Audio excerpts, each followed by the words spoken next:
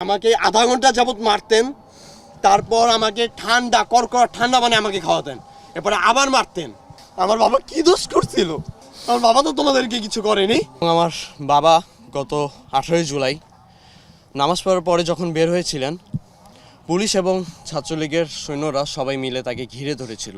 আসসালামু আলাইকুম, আমি মোহাম্মদ রাইয়ান ইসলাম। আমার পিতা গত 18 জুলাই থেকে নিখোঁজ ছিলেন আমাদের পার্শ্ববর্তী এলাকা গোলাপবাগ থেকে।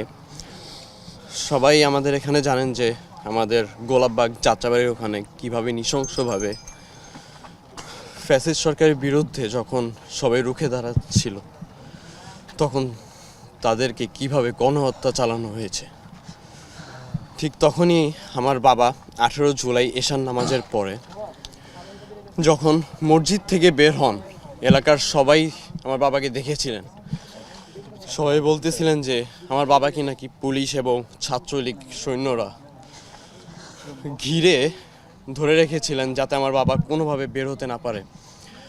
সবার কাছে উদ্দেশ্য ছিল যে আমার বাবা সাধারণতপক্ষে সাধারণ একজন মানুষ এবং কম্পিউটার ট্রেনিং সেন্টার ছিল তার।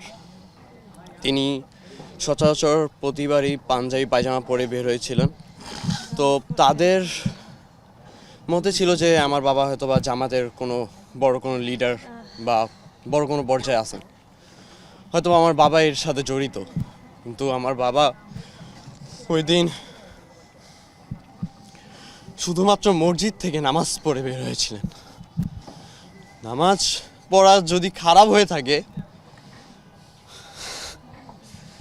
তাহলে এই বাংলাদেশের মুসলিম কান্ট্রি হিসাবে একটা জিনিসই বলার থাকবে যে মুসলিম কান্ট্রিতে যদি নামাজ পড়া যদি আপনার দোষ হয়ে থাকে, মসজিদ থেকে বের হনো যদি তাদেরকে জামাত শিবির বলা হয়, তাহলে তো মসজিদ মাদ্রাসায় যারা আছেন তারাও তো সবাই জামাত শিবির। তাদেরকেও তো তাহলে গণহত্যা করা উচিত ছিল। এবং আমরা যারা স্টুডেন্ট ছিলাম, আমরা কি দোষ করেছিলাম? আমরা কি শুধু আমাদের কোঠা এটা চাওয়াটা কি আমাদের ভুল ছিল? আমার সরকারের কাছে এই কোশ্চেনগুলো রইল, জানি আমি এই কোশ্চেনগুলোর আমি অ্যান্সারটা পাই। এবং আমার বাবা গত 18 জুলাই নামাজ পড়ার পরে যখন বের হয়েছিলেন, পুলিশ এবং ছাত্রলীগের সৈন্যরা সবাই মিলে তাকে ঘিরে ধরেছিল এবং তাকে নাকি চড়থাপ্পড় দিয়ে এলাকা থেকে বের করে নিয়েছিল। পরবর্তীতে কেউ নাকি তাকে দেখেনি, তবে পরবর্তীতে ইনভেস্টিগেশনে জানা যায় যে আমার বাবার লাশ নাকি দক্ষিণ কাজলার টোল প্লাজার সামনে নাকি ফেলে রাখা হয় রক্তাক্ত অবস্থায়। ওখান থেকে নাকি যাত্রাবাড়ি থানা নাকি তাদেরকে আমার বাবার লাশকে নাকি উদ্ধার করে শাহবাগ থানায় নাকি হস্তান্তর করে এবং শাহবাগ থানা নাকি শাহবাগ থেকে আপনার ঢাকা মেডিকেলে হস্তান্তর করে। তারপর থেকে আমি 18 জুলাই থেকে বিগত যাবৎ আপনার আগস্টের 10 তারিখ পর্যন্ত আমি আমার বাবার লাশ অনবরত খুঁজতে থাকি যে আমার বাবা কোথায়, আমার বাবার লাশ কোথায়। আমার এখনও ক্লিয়ার মনে আছে 24 তারিখ আঞ্জুমান মফিদুল ইসলাম বলেছিল যে 24 তারিখ নাকি তারা তাদের লাশ এখানে এসে দাফন করে এবং তারা নাকি ওই দিনই নাকি ঢাকা মেডিকেল থেকেও নিয়ে আসে। আমার এখনও স্পষ্ট মনে আছে আমি 24 তারিখ সকালবেলা ঠিক দুপুর 1টা বাজে আনুমানিক আমি আমার বাবার লাশের জন্য আমি ঢাকা মেডিকেলে যাই। পুলিশ আমার সাথে অনবরত তর্ক বিতর্ক করে। এক পর্যায়ে একজন পুলিশ সে বলে যে আমাকে একটা পুলিশ পারমিশন নিয়ে আসতে ঢাকা মেডিকেলে ঢোকার জন্য। আমি বলি যে আচ্ছা ঠিক আছে, আপনি আমাকে পুলিশ পারমিশন এনে দিলে ঢুকতে দিবেন তো? তিনি বলেন যে হ্যাঁ, আমি তো আমাকে ঢুকতে দিব। আমি আমার থানায় আসি, আমার ওয়ারি থানায় এসে আমি অনেক কষ্ট করে তাদের কাছ থেকে একটি পুলিশ পারমিশন নিই। পুলিশ পারমিশন নিয়ে আমি যখন তাদের কাছে যাই, তারা আমার সাথে প্রচুর খারাপ বিহেভ করে। তারা বলে যে পরিস্থিতি যখন স্বাভাবিক হবে তখন তুমি তোমার বাবার লাশ এমনিই পাবে। আমি বলি যে আমার বাবার লাশ আছে না কি আছে তা তো আমি জানি না, আপনি কিভাবে বললেন যে আমার বাবার লাশ আছে?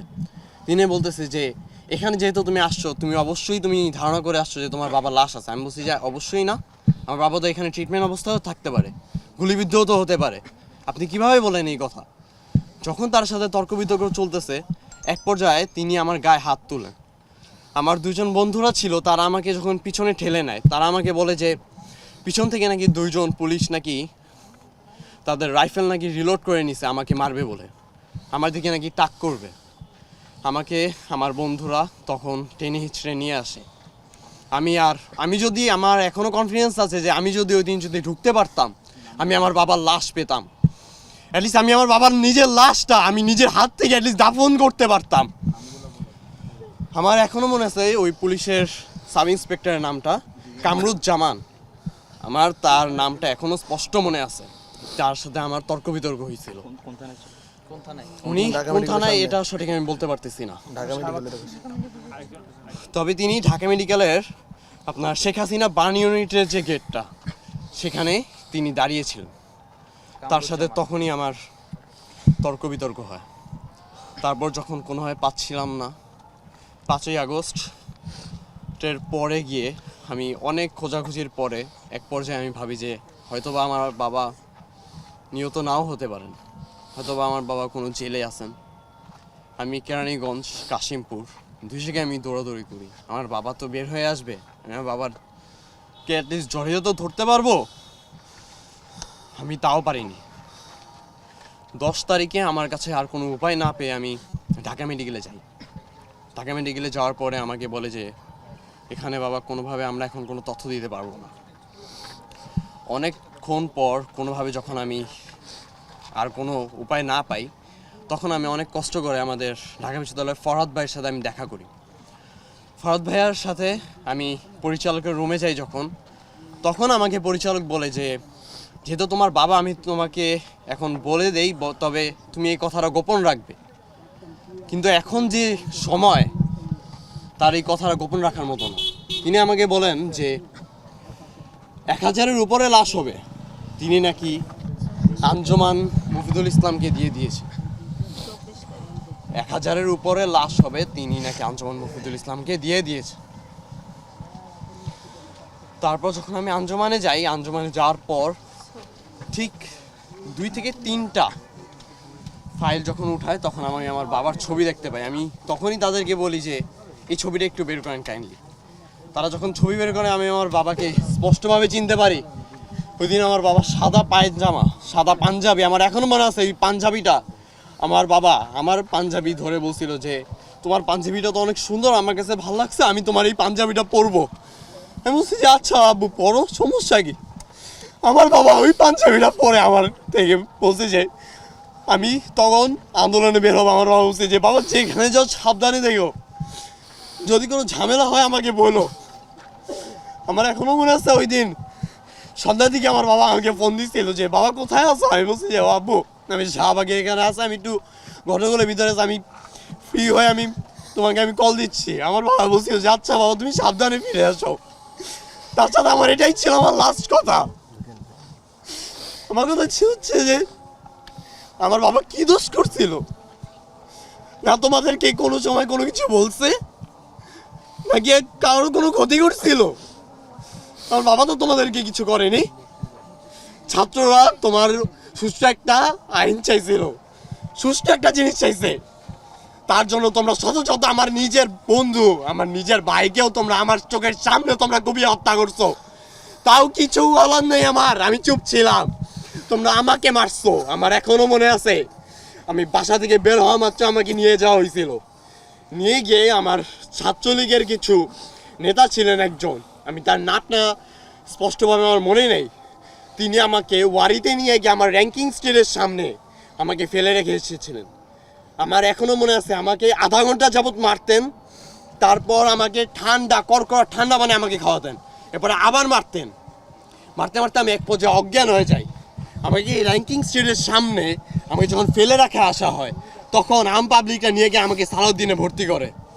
আমার শরীরের দাগ দেখে আমার বাবার এখনও মনে আছে আন্দোলনের আগে যে সময় আমার বাবার সাথে আমার লাস্ট দেখা, তখন আমার বাবা আমার শরীরের দাগ দেখে আমার বাবা আমাকে জড়িয়ে ধরে কান্না করে ফেলছে যে বাবা তুমি কেন যাচ্ছ। আমি বলছি যে বাবা এটা সবার জন্য, আমি একজন ছাত্র, আমার কিছুদিন পর আমি ঢাকা বিশ্ববিদ্যালয়ে যখন অ্যাডমিশন দিতে যাবো, আমি এই কোঠার জন্য যদি বেঁধে যাই, শুধু আমার একার জন্য তো না, এমন হাজারো শত শত ভাইয়েরা আছে যারা কিনা এটার জন্য আমার বেঁধে যাচ্ছে।